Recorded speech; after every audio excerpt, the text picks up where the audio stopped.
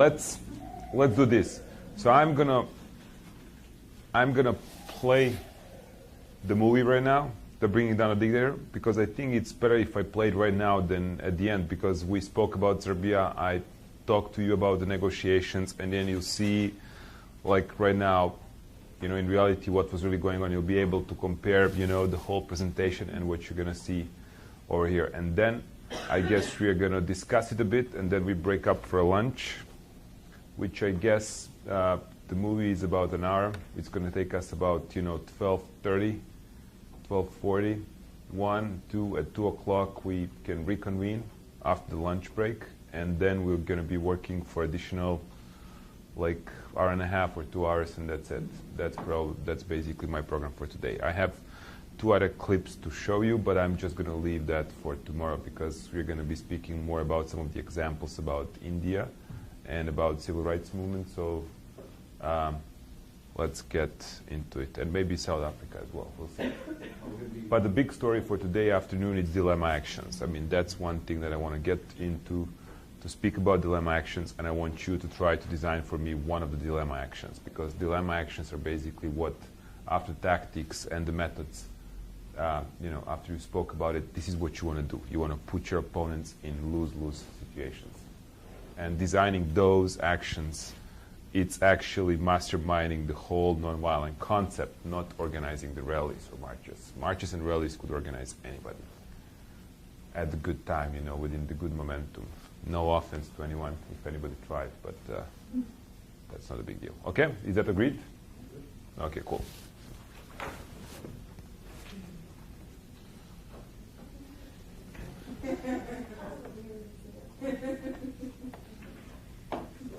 That was a smart one, you know. I never wanted to be on camera.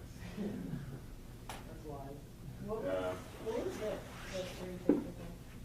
The three-finger thing is kind of Serbian victory sign, because the Holy Trinity, right? That's where it comes from. But basically, you'll find Serbs having 3 fingers as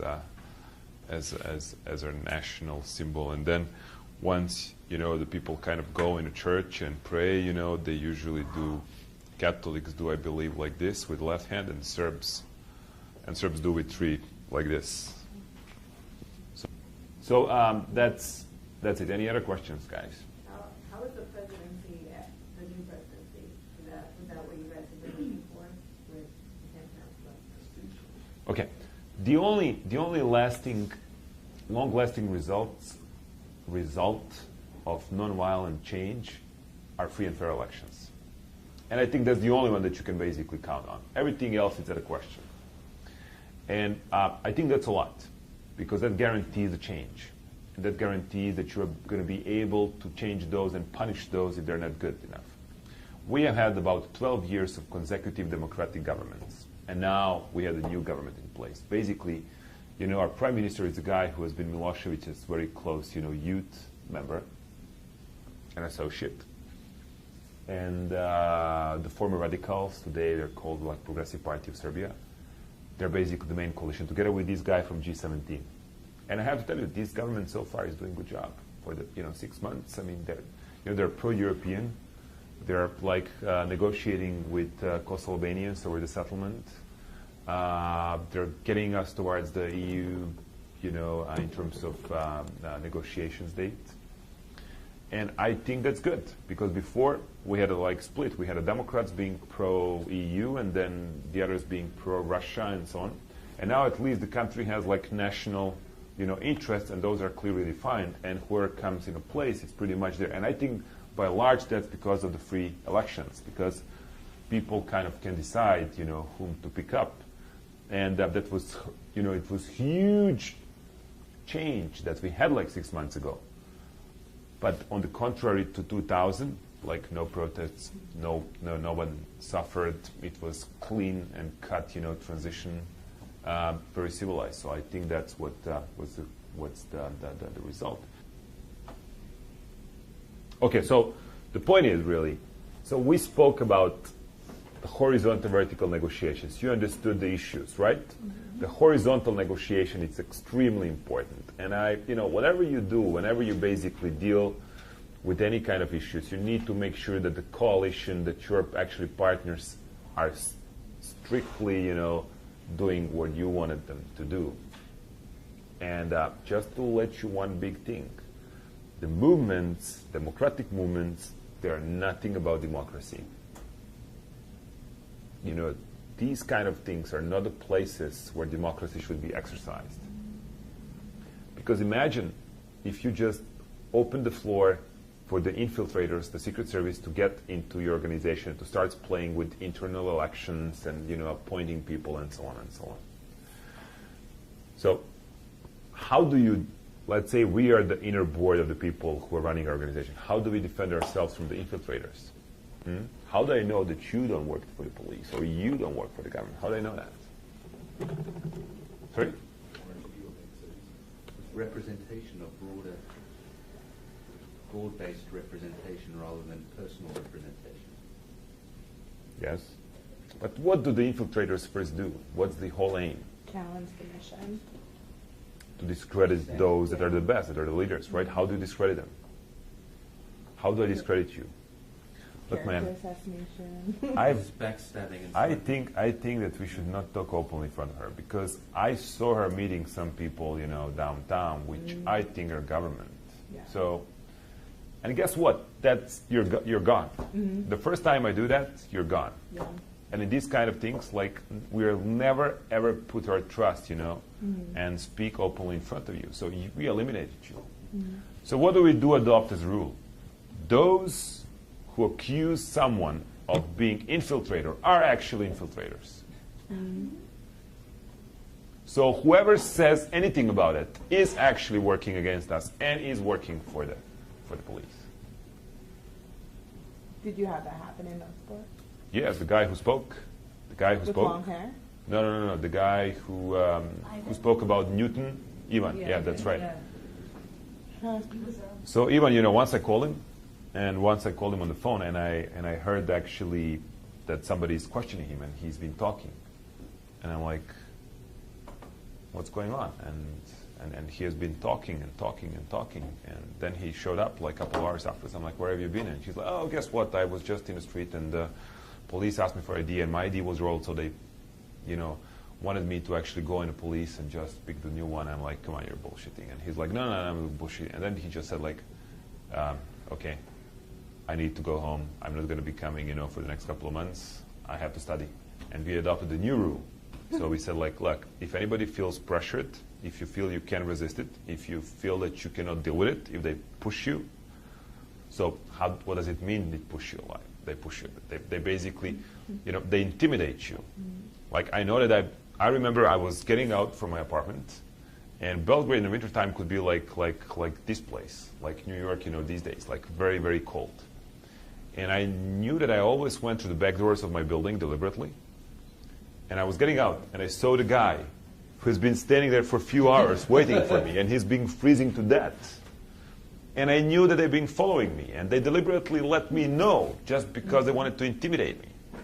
And then, you just live like that every day. The next day, I'm crossing the street, and I'm crossing the street in front of the glass building, and I see the guy behind me going and speaking in his jacket.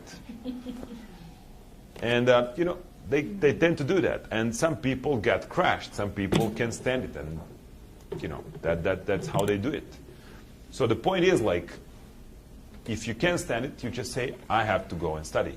And then we know definitely that you have been contacted, pushed, and we deliberately don't speak in front of you about any of the inner issues. We let you basically go. And they have no use of you, and they're going to stop bothering you. That's the whole point. So there are the sets of the rules that we have established throughout the time on how to defend ourselves from those things.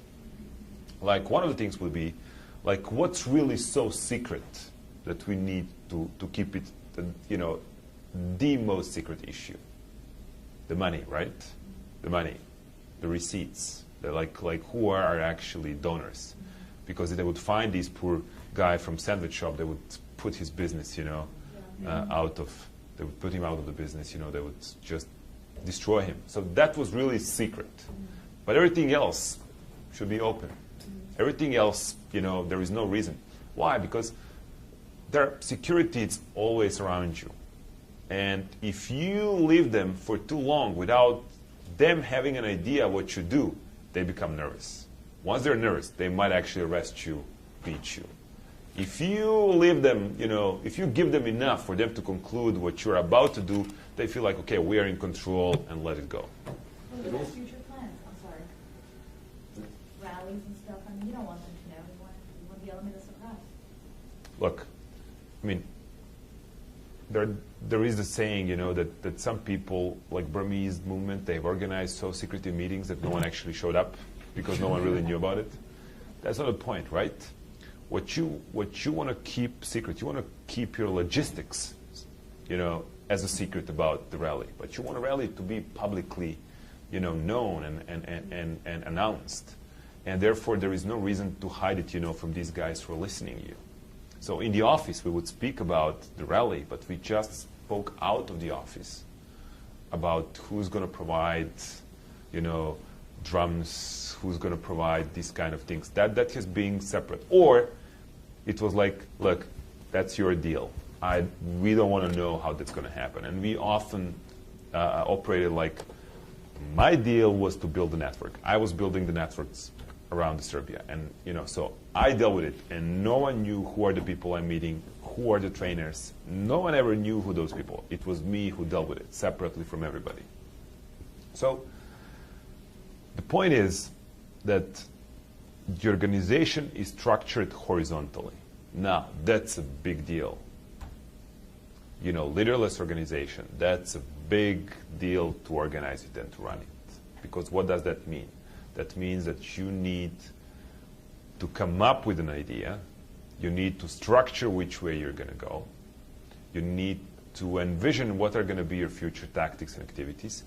And you need to have ability to persuade the larger group of the people that your ideas actually have been their ideas. And in meetings like this, for example, I would come from some meeting where 6 of us would agree on everything that you're going to do. And now I sit with you guys, and you are my, let's say, action team. And I just need to moderate discussion so that you come up with the ideas, and then you just carry it on further down the road. And that actually says a lot about the strength of the organization, right? Because then you defend your ideas much better than actually mine. If I told you something what you should do, I may be right, but if you came up with something, then it's yours. Then you do it the way that you believed. But we'll be talking about it. And that's pretty much important about this movie.